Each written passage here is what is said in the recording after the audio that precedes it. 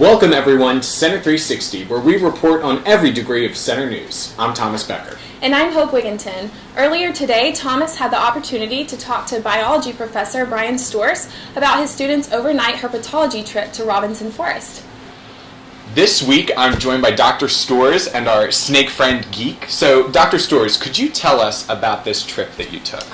Sure. I took my Bio 380 class, which is herpetology, to the Robinson Forest on a field trip. Herpetology is the study of amphibians and reptiles, and we've been talking a lot about them in the lecture and looking at preserved specimens in jars, but I also think it's important to get them out into the field to see with some of these guys actually out in nature to learn about where they live and their habitats and some of their natural history, and that's exactly what they did.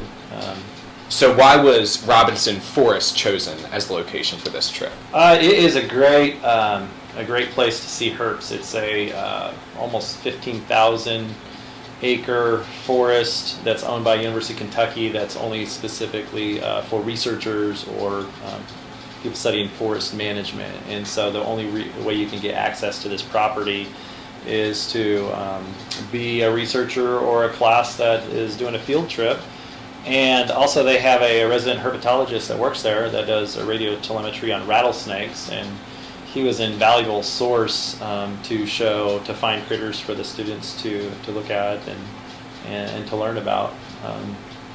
We saw probably 14 different species of amphibian reptiles, including large timber rattlesnakes, copperheads, salamanders, frogs, lizards, you name it, we saw it, and it was an amazing experience. I mean, he even showed us a timber rattlesnake rookery, which is where all the females get together. They give live births, so all the females gather at this one location to all have their babies together, and there was still some baby timber rattlesnakes that were hanging around in this location. Awesome. So why do you feel that trips like this are important, especially for center students?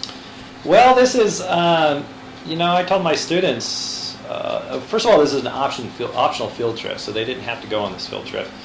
But we had almost half of the class that signed up to go, and I think the reason is, which for me is the same, is that you remember a lot of things from classes at Center, but you will always remember things like field trips and the getting out in nature and seeing these kind of animals and really getting a hands-on experiential learning that's out of the classroom. And I think that's what we do.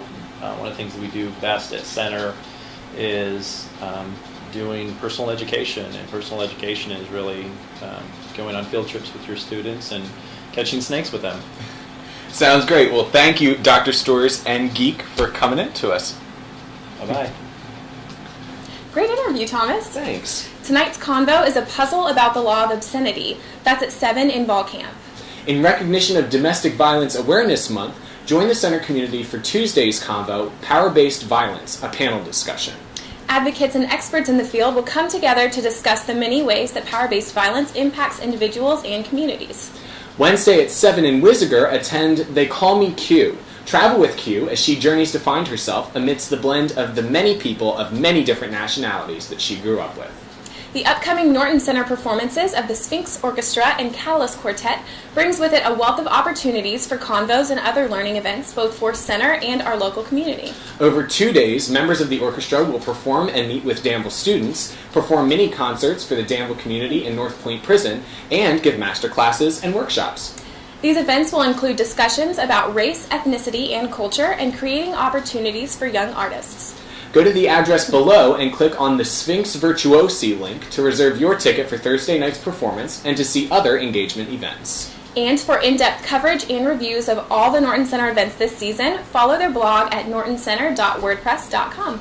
Senior Leah Storch was named SAA Defensive Player of the Week for field hockey. And Senior John Kiefer was named Male Runner of the Week after finishing as the top runner for the Colonels this past weekend at the Rhodes Invitational.